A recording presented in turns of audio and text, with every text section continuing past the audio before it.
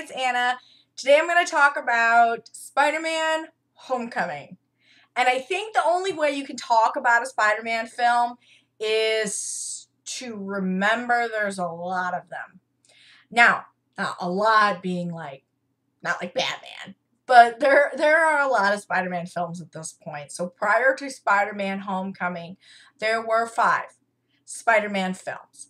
And a lot of people really enjoyed the original Sam Raimi, Tobey Maguire Spider-Man films, especially 1 and 2. 3 was a disaster, so we'll pretend like 3 doesn't exist. Okay, we're not going to talk about 3, but I think 3 is the reason they stopped. I can't confirm that. I have no evidence, but I'm pretty sure they realized what a failure 3 was. 3 was just a disaster. And then they decided to reboot. Yay, reboot. And we got Andrew Garfield. And we started The Amazing Spider-Man to make it different than the original Spider. Okay. So if you want to compare Peter Parker in Tobey Maguire's versions versus Andrew Garfield, he's a completely different character. They changed a lot about him. And good, bad. I didn't dislike The Amazing Spider-Man. I didn't. I loved the fact that we went back to Gwen Stacy. I'm a big Gwen Stacy fan. Emma Stone, I told you I love you. But it was okay. It was passable. And then Amazing Spider-Man 2 happened. And I openly cussed at the screen. Luckily, I was at a drive-in theater where nobody could hear me, I think. Because I was straight up cussing at the screen. I was that annoyed with it. I think it was a disaster. I think it did disservice to Gwen Stacy's death, which should have been an emotional, pivotal portion of this. Gosh, I can't even talk when I talk about it sometimes. I get so mad. It was awful. It was just awful. And fans cried out in rage, me included. Okay, I was very unhappy. And I think Sony finally got it through their heads that this wasn't working and they needed to do something else. And what they decided to do is do what true Marvel fanboys and girls have been begging for, which is to let Spidey hang out with the Avengers. I know I've heard people say, oh, this will never happen. Sony will never let go of their cash cow, blah, blah, blah, blah, blah.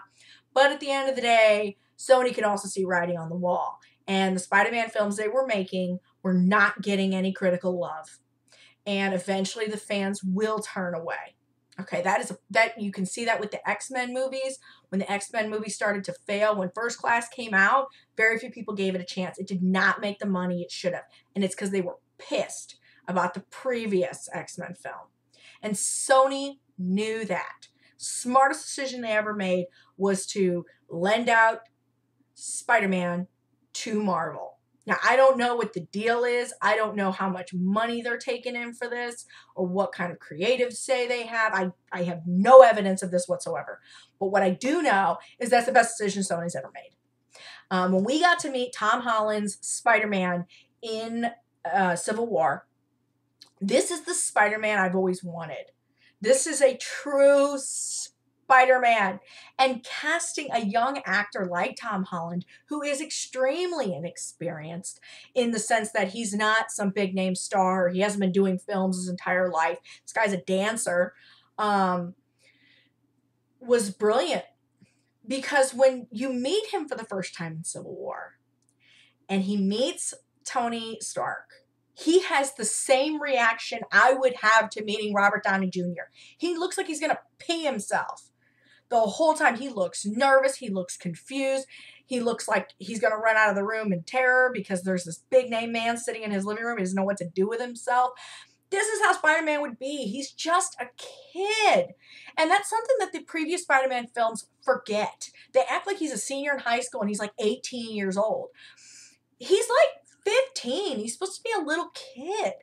And all the horrors that go along with being 15 years old on top of all of a sudden having spider powers. Okay? And having an actor who's only 19 is just, thank you. Okay? And thank God for Tom Holland. Because he plays it in such an amazing way. in Civil War. So I was thrilled to hear about Homecoming. I was like, oh, thank God. Somebody's going to let Marvel do this. Okay, we're going to be okay, guys. It's going to be all right. And then we got Homecoming. And when I heard that Michael Keaton was going to be the bad guy, I was like, sweet. And if you see my American Made video, you know how much I love Michael Keaton. Okay? So the idea of him playing a bad guy in a Marvel, Batman's a bad guy in Marvel? I love it.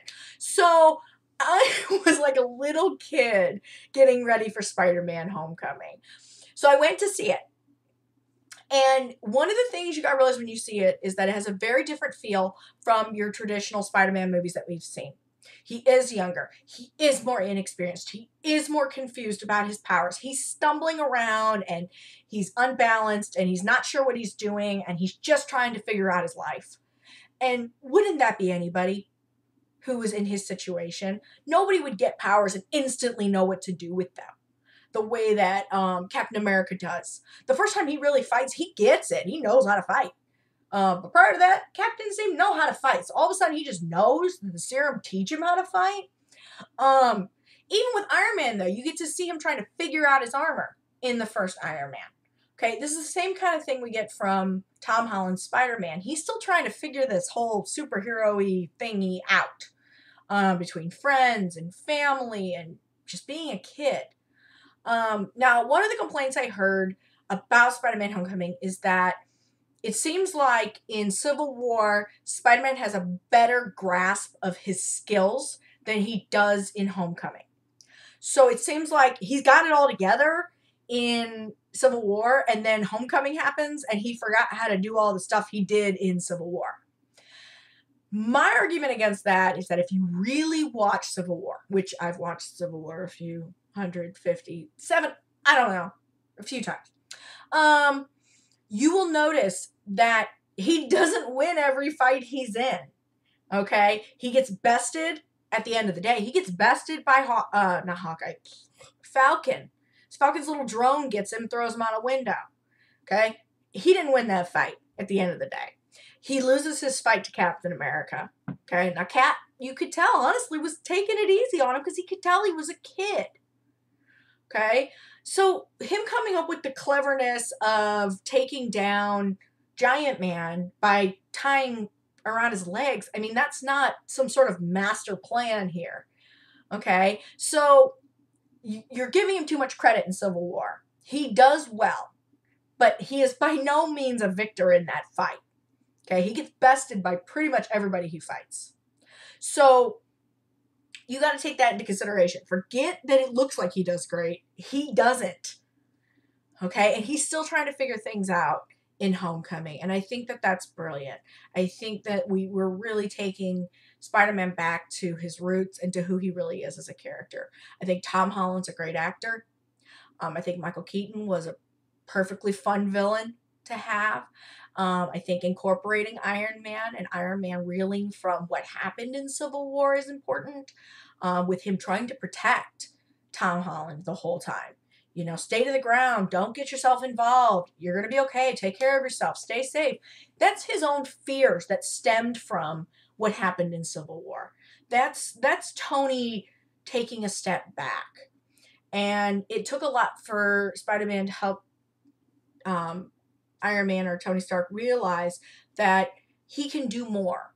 And I think that that's great. And I think it really makes the film.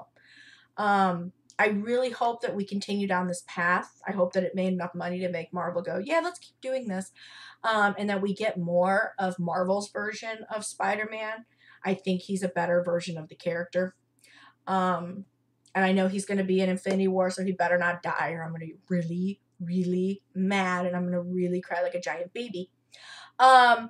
So that being said, it did not have the strongest supporting cast. You know, they were fun, but they weren't really anything special.